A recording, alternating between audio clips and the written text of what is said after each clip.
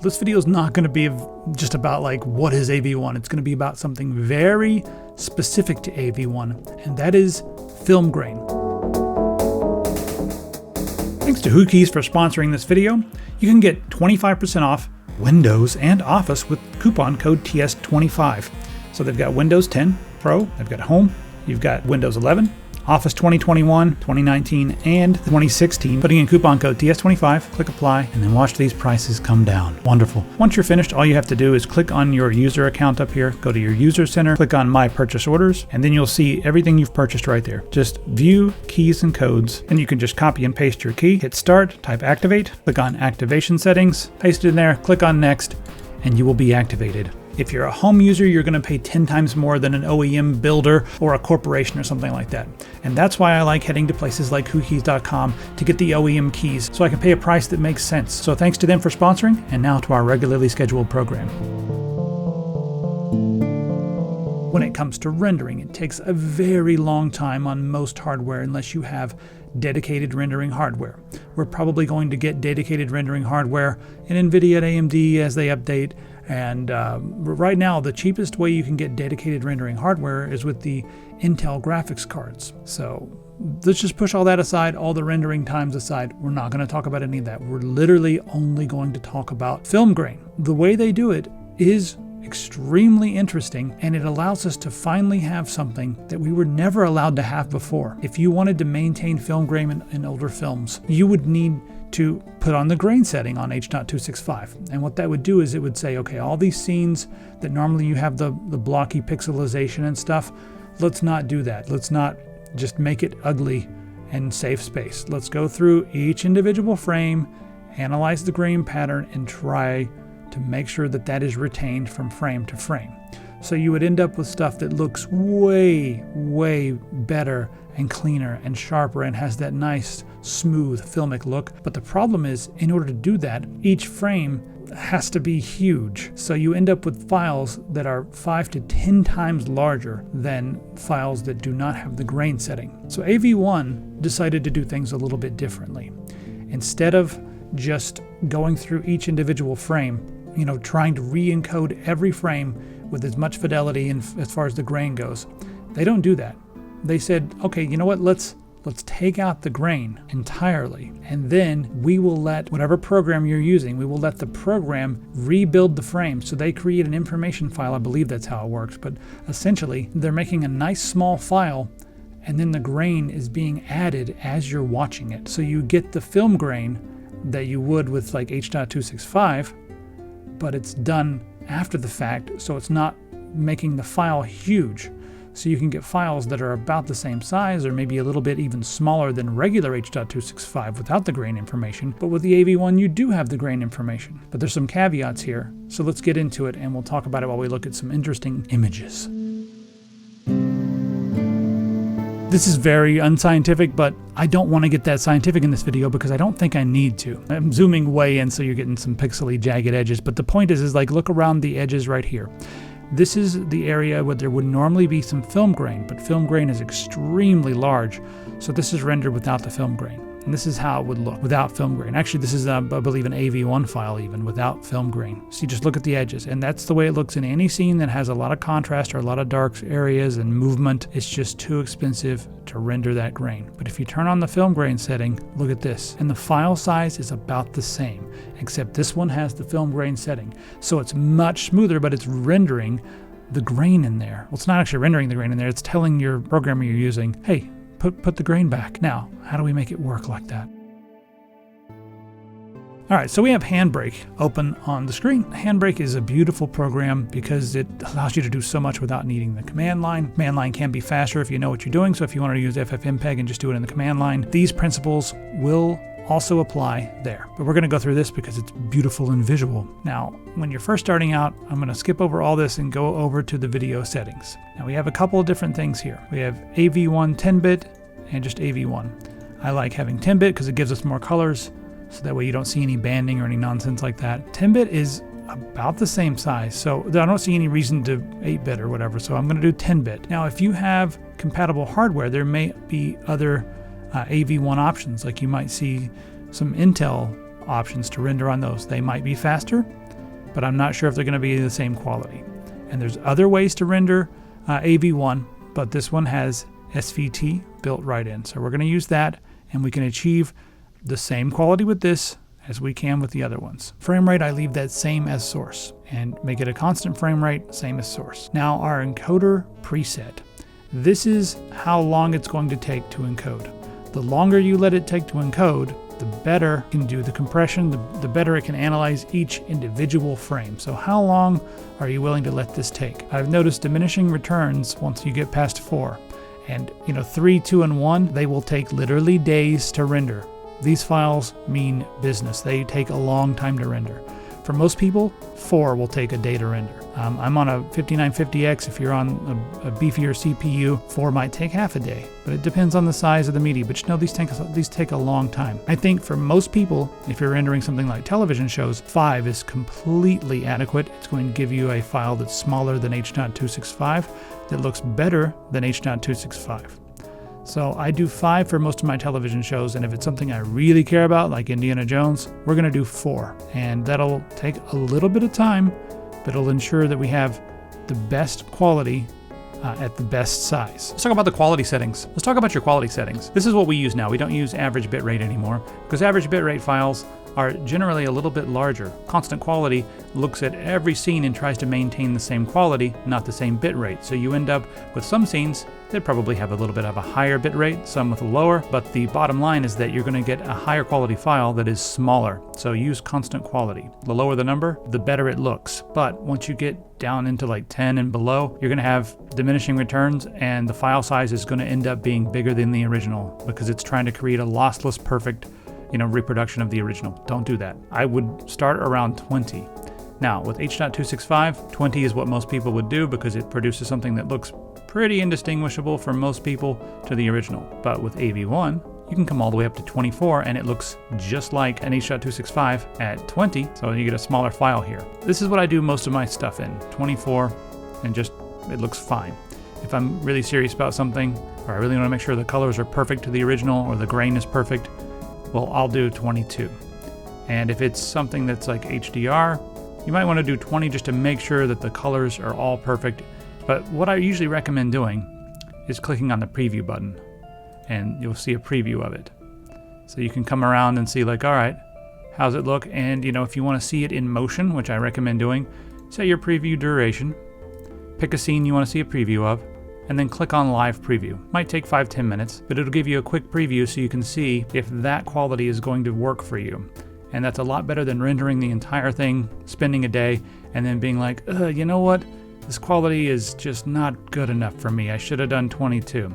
So do that. And one other thing I want to point out is if you have an HDR file and you want to change it to standard definition for any reason, you can come over to the filters, go to color space, put it on BT709. That'll take HDR content and translate it into standard, just regular definition stuff. I would recommend doing that if you have a regular television or if you have for some reason a regular monitor and you want to do it this way, but you don't really have to. These days, a lot of the programs can already do that, so it's going to be up to you. I generally do because everything I have is like my TV and stuff is very old because I don't like smart TVs, but I'm weird that way. So most people don't need to do that, but if you really wanted to take your HDR stuff and change it, you can do it that way. Now, there are encoder tunings down here. We don't need to mess with that at all, but you can see I have some advanced options here. So what are these advanced options? Well, this is how I'm telling it to do the film grain. But there's a problem with this, and this is a really goofy thing that AV1 does. If I just say film grain 15 or film grain, whatever, this is Indiana Jones, it needs higher film grain, like film grain 25 to look like it used to look on that stuff. It's something newer, like a Marvel movie or something. Film grain 10 or 15 will look good. You may need to just go up here and hit the preview button, take a look at it and say like, oh, how's the film grain looking? Does it look correct? Is that about the right amount of film grain? This movie had a lot of grain, and even though it looks kind of weird just seeing one frame, each frame has a different grain pattern, so as it flows, it won't all look like this. It'll end up looking very smooth and like, an old film. So if I just put film grain 25, I'm going to get a really weird effect, and I'll show you what it looks like. All right, so this one was rendered at film grain 25. Now notice when you look in close, it looks kind of glamorous, like very soft and weird. This file is extremely small, but something's gone on here. But when you just do film-grain-25, what it does, and it doesn't tell you this because it's evil, it does film-grain-25, and then it also does a denoise pass. So what that denoise pass is doing is it's actually removing all of the noise from the scene by applying like a smoothing filter. It's kind of ridiculous. I don't know why they decided to do it this way. Well, I do. It makes the file really, really, really small. Because once you completely denoise things and then add grain on top of it, it's like you're adding noise to the denoised thing to try to make it look like something with film grain, but you've removed so much detail from the background that it looks ridiculous. But the file size is really small, like half the size of what it should be. So actually adding film grain, just the film grain setting itself, makes the file size like way smaller, but it looks completely goofy. There's a fix for this, and it's how I render everything when I'm doing AV1. So here's what I put. Film-grain-denoise equals 0. Then you put a colon and type film-grain equals 25, or you can put any number you want, and then click on preview to see how it looks. You can do 5, 10, 15, 20, 30. By telling it not to denoise, it's just going to, try to add the grain back in there. So it's going to render a regular file. It might not look as good as the H.265 on the grain setting, but sitting on a couch, it looks so close that I don't care, and the files are like 1/5 to 1/10 the size of the grain H.265. If you like this look, you like the smooth, glamorous look, well, great. You can save yourself a lot of hard drive space. But this doesn't look anything like the original in my opinion. It looks almost like a cartoon version. It's really weird. This has been denoised. You can see that it's added the grain in there. We have this really nice, pretty looking grain here in the background. By the way, this is what you do to Nazis, just so you know. So we've got our grain there in the background, and every frame the grain pattern changes so it looks nice and smooth. But take a look at her skin, very glamorous. And there we go, there is the version without the smoothing filter. This is the way it looked.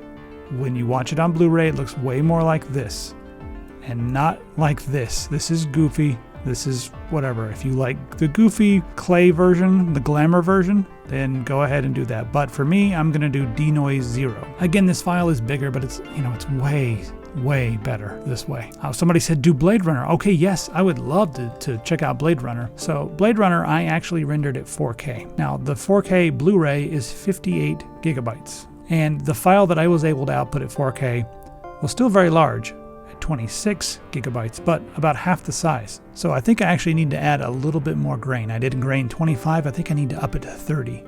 And see if you can tell the difference between the two. So this is the 4K, but as you can see, this one is the one I rendered. Take a look at the grain, and then this is the Blu-ray. Sitting on a couch, it's really hard to tell the difference, but the Blu-ray does have more grain. So if you wanted to mess with that, you could just turn the grain up to like 30, see how it comes out. This is the Blu-ray. Zoom in and take a look around. Here's the 4K file that I rendered. A little bit more blurring in the details of the background, but overall it's half the size. The Blu-ray, see what Decker looks like up close. This is how much grain was in the original, this much. Every single frame had so much grain. That's just what stuff looked like when you shot with film. That's the Blu-ray. This is my render. The Blu-ray is a little bit sharper, but sitting comfortably back on a couch, I can really have a hard time telling the difference between the two. They're very similar. The grain pattern is also a little bit softer and nicer on the Blu-ray, but again, half the size, and the grain is not being rendered directly onto the, not being encoded directly into the video. It's being built after the fact, which is really impressive. All right, here's the Blu-ray. Take a look around. And then here is the version that I rendered. These are very similar files. Now this is kind of weird because sometimes I'll render something and I'll think the AV1 is way smaller than the Blu-ray, but it looks better, and that's sometimes because the film that they were using had like an ugly grain pattern or a grain pattern that was splotchy or weird, and that's just different because all the different types of celluloid had different characteristics when it came to grain. So this one, I think I need to turn the grain up just a little bit, but let me show you what I came up with here All I was messing with Star Trek. And this is the next generation. It's probably a bit too smooth. Okay, this is the Blu-ray. And the Blu-ray, you can see that grain there? It has this weird, like the film that they were using, I don't know, or whatever, however they compressed it on the Blu-ray, it has a weird quality to it. It's good. You know, it looks pretty good when it's in motion. Actually, it looks really good in motion. But here's the one that I rendered. There we go. The grain's still there, but it's much softer and much smoother. I think I want to re-render this. I'd only rendered this one or a couple just to check. But I think I want to actually turn the grain up. I didn't think that Star Trek was going to need that much grain, so I rendered this at 20. I'm going to turn it up to 25 and render it again. All right, here we go. This is the Blu-ray. Like, I don't actually like the way the grain pattern looks in the Blu-ray in the background. So we removed all the grain for the AV1 and built it back in. We still have grain, but it's a much more pleasing, I think, softer grain. So, arguably better looking. There may be a bit more detail on the Blu-ray, but again, like 1/10 the size. What's Gowron up to? You follow Coach Gowron? You probably should. So this is the grain from the Blu-ray. Very dark shot there. They're really pushing that film. And this is the grain from the one I rendered. Still there. You know, I do want to turn it up just to make it a little bit more obvious. The Blu-ray again. Mr. Data, beam things, please, in my ready room. And this is the one I rendered. Captain, that would be ill-advised, and I would have to whip your ass. All right, so that's pretty much the whole entire video. The secret to AV1 is to turn off the denoise and then keep the film grain on. It'll be a larger file, but it'll totally be worth it. If you want to talk about audio, we'll make a separate video where I explain how audio works when it comes to rendering files. And it can be a whole video, trust me. So that's what you're going to get. You may have noticed in the background, I actually have some t-shirts now on the store on the new Epic Pants. So head over there, check out what we got. We got a bunch of t-shirts on sale for ridiculously low prices because I'm trying to clear off some of these shelves. So see you on epicpants.com. Let me know if this AV1 video was helpful. But I really want to drive home that one point. Film grain is so important. All right, we'll see you in the comments.